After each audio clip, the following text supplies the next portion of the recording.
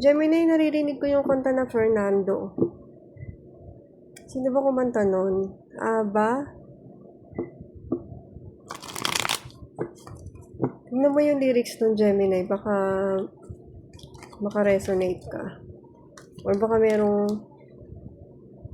kayong kakilala na Fernando.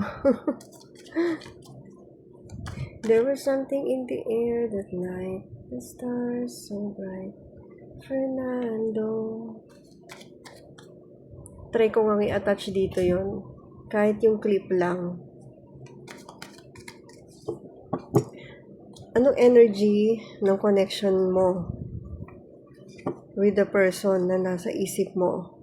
Family, friends, colleagues, or romantic connection? Kung sino man nasa isip mo ngayon, Gemini, anong energy ng connection ninyo?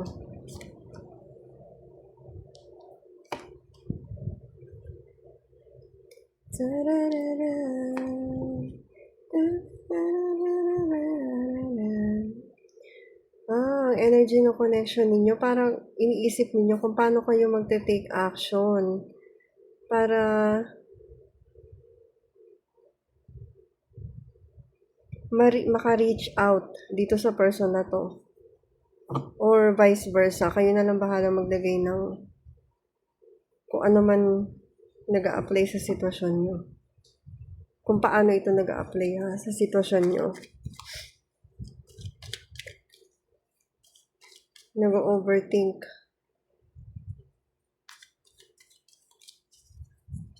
Ano yung challenge ngayon sa connection ninyo?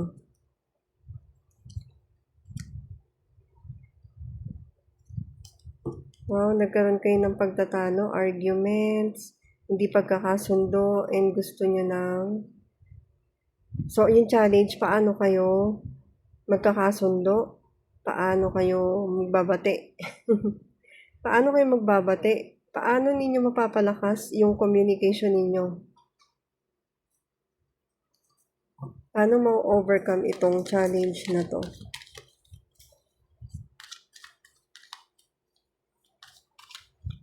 Grabe yung sign. Air sign, water sign, and fire sign. Tapos may wands. Kompleto. Kompleto ng elements. Ewan ko kung bakit ko binanggit yun. More on zodiac ka ba? Gemini? Or mahilig ka sa elements? Narinig ko table of elements. May nagsabi ba ng table of elements? Paano ma-overcome? Para matigil na yung burden. Nagkukos na kasi ng burden ito or magkukos ng burden sa inyong pagtagal. Kailangan ninyo matutunan kung paano pahahabaan yung pasensya ninyo. And kung paano nyo gagawin yun, yun din yung kailangan nyo pag-isipan. Kailangan nyo lang mamili kung ano bang path, direksyon yung gusto ninyo. Itong burden o yung reconciliation. Ayan. Mamroblema kayo or hahabaan ninyo yung pasensya ninyo. Patay na advice. And meron din ako nasisense pala, naririnig ko na kung yung connection ninyo nagbibigay na ng burden sa inyo and hindi na kayo nagre-resonate sa isa't isa, wala ng resonance. Siguro time na para mag-decide ka kung aalis ka na ba sa connection na to or mag-stay ka at habaan mo pa yung pasensya mo. Kasi dito naku-question mo yung in-invest mo na time. Okay, advice. Excuse me. Thank you, Gemini, sa support, sa pag-like, heart, comment, pag-share, everything. Ang advice,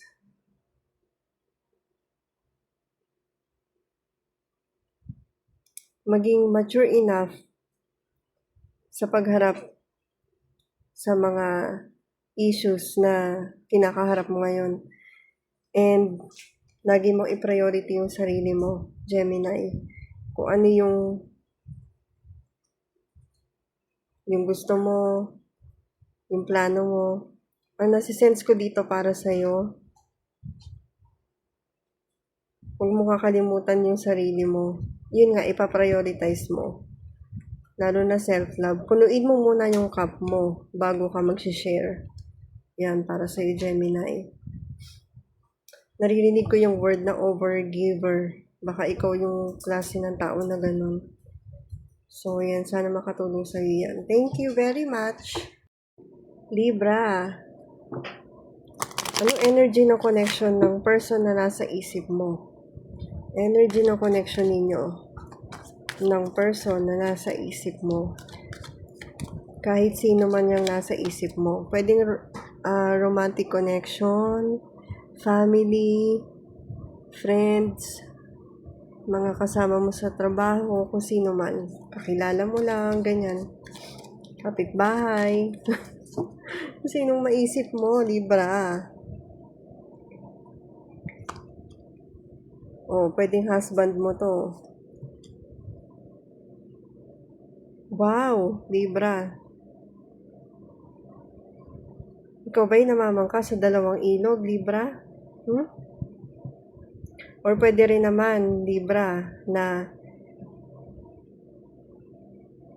ikaw at yung person mo parehong nasa masculine energy. Libra. Meron kang gustong tao, dalawa.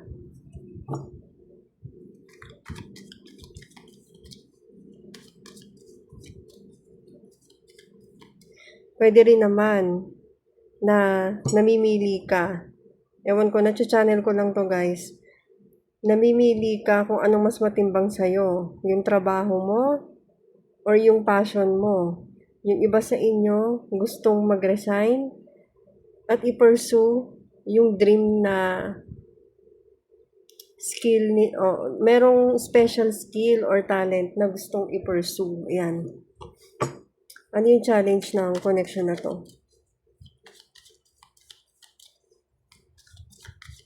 Anong challenge ng connection na to?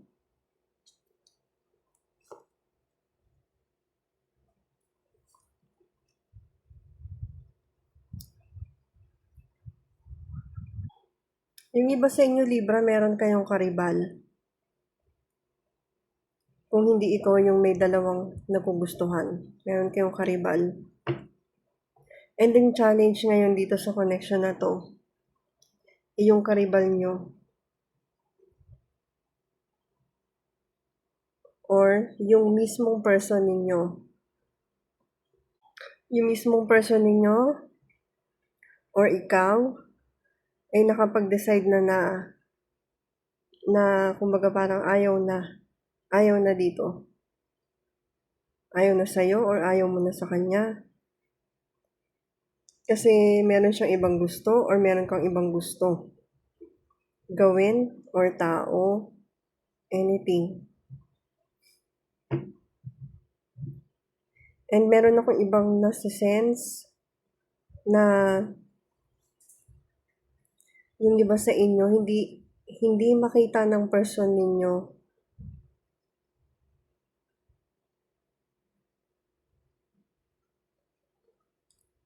na, ano ba to? Parang hirap i-describe.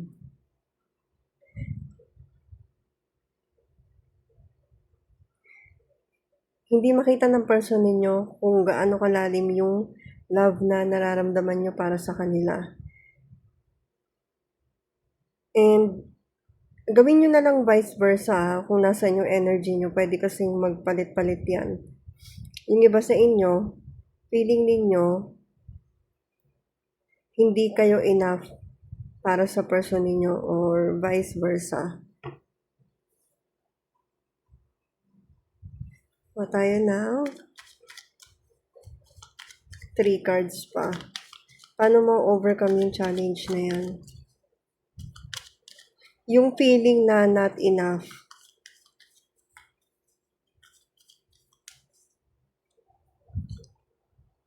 Feeling not enough, yung challenge, pinaka-challenge nito. Paano ma-overcome? Alam mo, Libra, mag-set ka ng strong boundaries sa sarili mo. And pagyamanin mo yung sarili mo. Or vice versa ha, or pareho kayo. Meron kasing parang ano dito yung dynamics na yung isa gusto pa, yung isa ayaw na. And then dito sa gitna, sa energy level, okay na okay yung connection ninyo.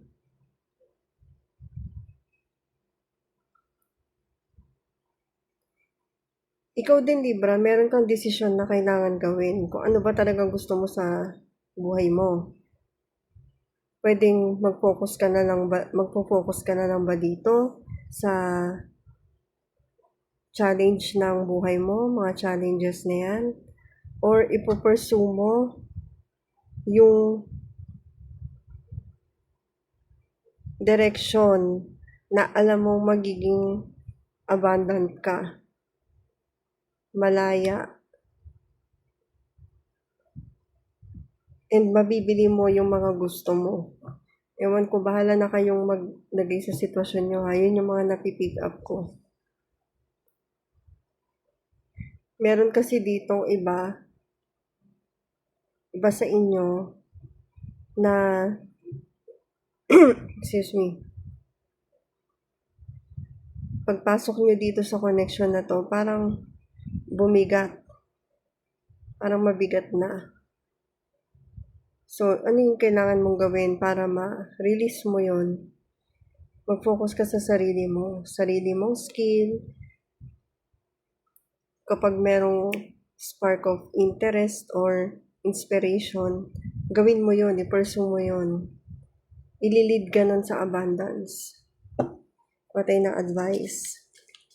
Thank you very much, Libra, sa support mo, sa pag-follow, comments, heart.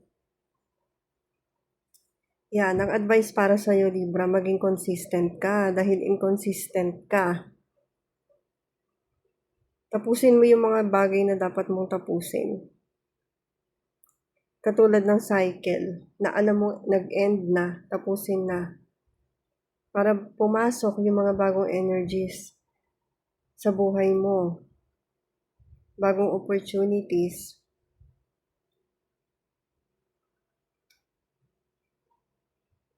Ayan. Thank you, Libra. Aquarius, anong energy ng connection nyo ng person na nasa isip mo? Sino yung nasa isip mo? Kahit sino man yan, tignan natin yung energy ng connection nyo.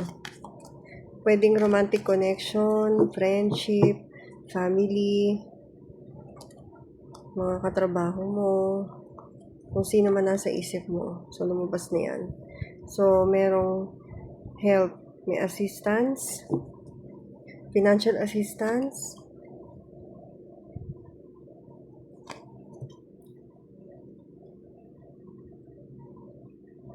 support.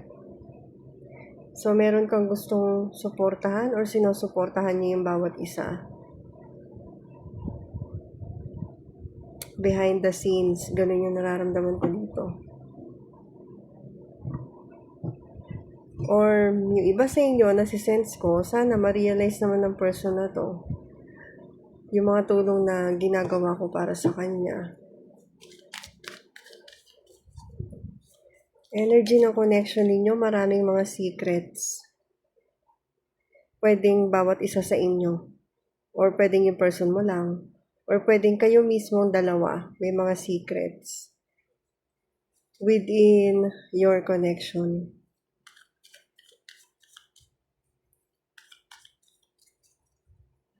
Anong challenge ng connection nyo ngayon? Travel. Paano kayo makaka-travel? Ang challenge,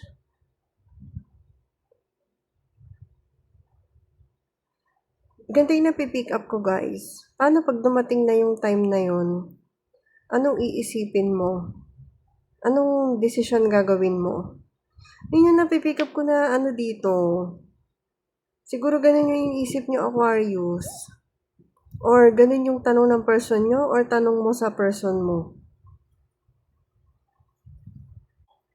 Siguro yung person mo, tinutulungan mo mag-apply ng trabaho. So, napapaisip ka, paano kung may trabaho na nga siya? Or may offer na, tapos overseas? Kasi, symbolize din to ng overseas. Para sa akin na kasi may dagat. So, doon. Biyahe doon. Ang challenge, paano makaka-move forward, makaka-move on. Paano mag-grow yung isip para makagawa ng magandang desisyon. Siguro dahil may mga nararamdaman na takot. So, paano mo overcome yun? Paano mo mapapalitan yung pananaw na yan? Paano mo ma-overcome to? Yung challenge na to?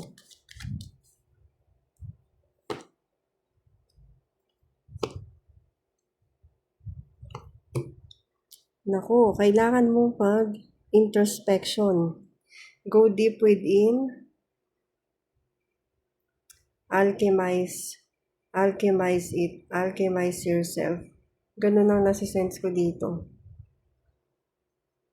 And then, choose the path na aligned sa'yo. Hanapin mo muna yung wisdom. Pwedeng meron kang dalawang taong pinagpipilian or pwede rin naman na ipopursue ko na ba tong career ko or itong person na to, hindi ko iiwan. May something na ganun, guys. Kayo na bahala maglagay sa sitwasyon nyo, Kailangan mo pag-isipan mabuti to. Kasi parang nararamdaman ko dito mabigat na desisyon. Yung challenge na to. Kasi meron kang kailangang i-sacrifice. Ganun yung feeling. May mga isa-sacrifice ka sa pag-alis mo or pag-alis ng person mo. Person na nasa isip mo. Kuha tayo ng advice. Thank you sa support, sa pag-follow, pag-comments, sa pag-heart, everything. So, ang advice para sa'yo, maging consistent ka. Sundin mo yung passion mo. Yung aligned talaga sa soul mo.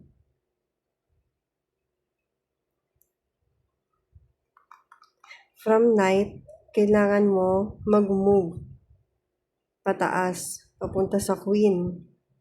So, para ma-overcome mo yan, marami kang kailangang harapin sa sarili mo. Harapin mo yung mga takot mo. Huwag ka rin maging impulsive. Nabanggit ko na ba kanina? Hindi ko maalala. Nag-channel ako. Huwag maging impulsive pagdating sa mga decisions. Sundin mo yung sinasabi na intuition mo.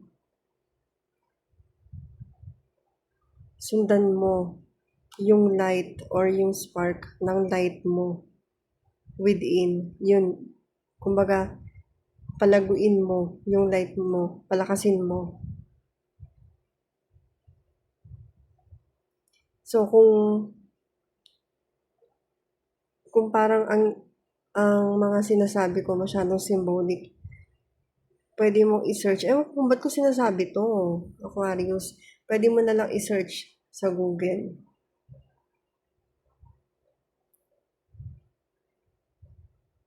Ayan. Thank you very much, Aquarius.